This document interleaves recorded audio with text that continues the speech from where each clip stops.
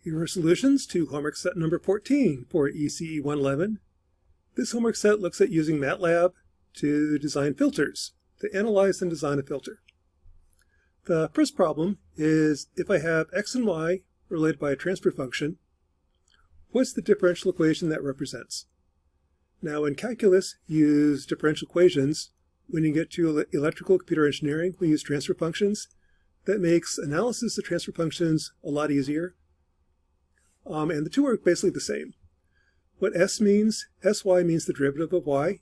So if I take this function, cross multiply out the polynomial, then what that means is s cubed is the third derivative of y, s squared is the second derivative, first derivative in y, derivative of x and x. So this differential equation is the same thing as this transfer function. And you can almost see it by inspection. The denominator polynomial is times y, the numerator polynomial is times x, and s means derivative. Now where this is useful, it makes analysis a whole lot easier when the input's a sine wave. So if I take x as a constant, kind of a special case of a sine wave, the assumption behind the Laplace transform is everything's in the form of e to the st. So if x is a constant, then s equals 0. E to the 0t is 1, so this is 4 times 1, 4 times e to the 0t. So s is 0, x is 4. This is the gain everywhere. All I care about is what's the gain at the frequency of the input. What's the gain at s equals 0 times the input, multiply it all out, and I get 6.67. Now in Matlab, you can do that pretty much the way you type it. You just say s is 0, x is 4, here's the gain, times x, 6.67. Okay, you're probably not too impressed right now. This also works for sine waves. If x is 5 sine of t, in calculus, you would assume the answer is in the form of sine and cosine, 6t, take the derivative, second derivative, third derivative, 30 minutes later get an answer. Way easier with transfer functions. This is the gain everywhere. When the input's a sine wave, the frequency is the frequency of the sine wave. S is j times 6.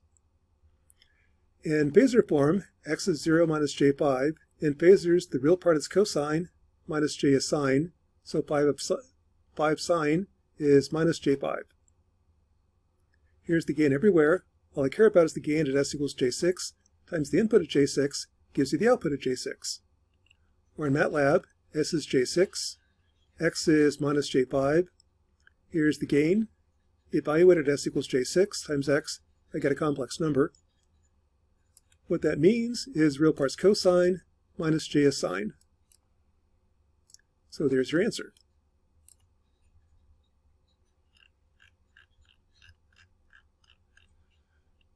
Problem 2. Another way to analyze filters is, back in problem 1, if I have a specific input, I can analyze at that frequency to find the output. If I don't know the specific input, I could plot. Here's the gain as frequency goes between 0 and 30. So this will take 3,000 data points between 0 and 30. In Matlab, I can find what's the gain at each point. On here, I've got to use the dot notation. What the dot notation tells Matlab is don't treat this like a matrix multiply. Treat these as 3,000 separate numbers. Analyze each one separately. Numerically intensive, but Matlab can do it. Find the gain at each point, then plot frequency versus magnitude. And here's what you get. Now, g is a complex number. I could plot frequency versus angle, frequency versus magnitude, real part, complex part. Somehow convert a complex number to a single real number. Magnitude tells you gain. So this says is as I vary the frequency of the input, the gain increases. Here you get a maximum, then the gain drops. So this is kind of like a boombox. Frequency is close to 2.5 radians per second, gets amplified and kind of boom. The other frequencies get attenuated. If I change the transfer function, here's another one. With a frequency plot that kind of describes it graphically. Again, let's pick 3,000 points between 0 and 30 radians per second, analyze at each point, and then plot it, frequency versus gain. And here's what it looks like. So what this tells me is the DC gain is 0. I get kind of a resonance at 5, a big resonance at 10, then drops off. So this is another boom box that kind of has a slight boom here, a big boom there.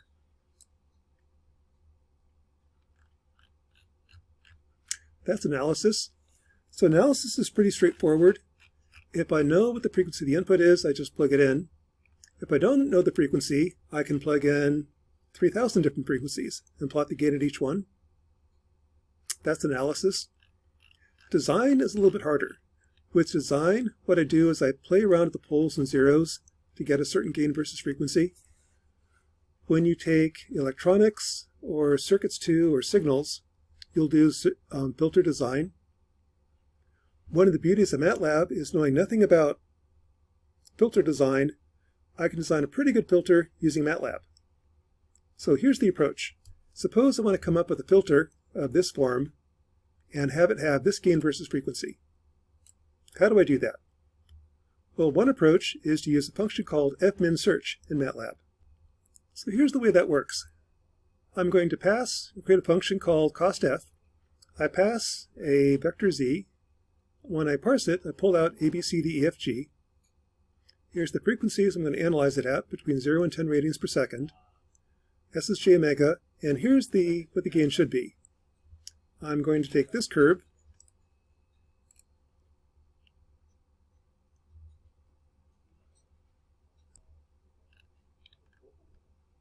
and treat it like 3 piecewise linear functions. Between 0 and 2, the gain is 1. So between 0 and 2, the gain is 1. Between 2 and 4, the gain drops like this. The slope is it drops by 0.6 and 1. So there's 0.6 and 2. Slope is minus 0.3 plus an offset to keep this straight line. And between 4 and 6, the gain is 0.4. So I create that function. I calculate, here's what the gain should be. Here's what the gain really is a function of a, b, c, d, e, f, g. Take the difference in the two gains and return the sum squared error. Now with that, by Matlab, I can sit there and try that filter. So let's try costf. Assume the gain is 1, 2, 3,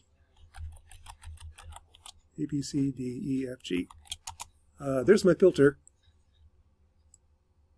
It says the goodness of the filter is 333. That's the sum squared difference between the blue curve and the red curve. Can I do better? Well, I can sit there and guess again. That's better. Try this number. Okay, that was worse. Still worse. Yeah, a little bit better. I can guess again, or let Matlab guess for me. It's going to return two numbers, the a, b, c, d, e, f, g, that's z, and the error. Call function fminsearch. The function I want to minimize is costf. And here's my initial guess. So what Matlab is doing, it's guessing again, trying to come up with what values minimize the sum squared difference. When I plot it, it's kind of fun to watch. You can see Matlab's guessing. Slows it down, but it's kind of fun to watch. When it's done, it'll kick out. And we'll say, there's done a pretty good job, actually.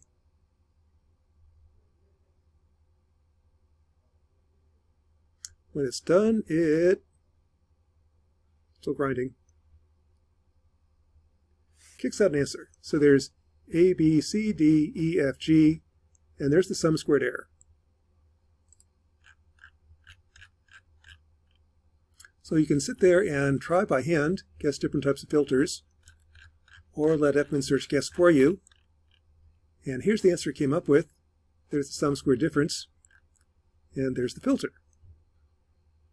Significance of this is knowing nothing about filter design, I can do a pretty good job designing filters using Matlab.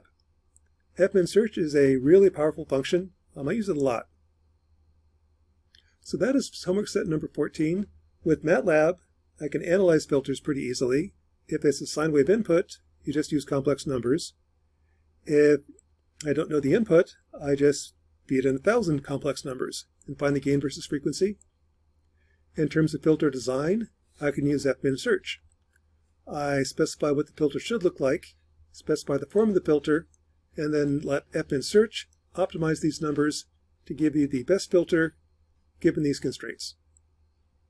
That's homework set number 14.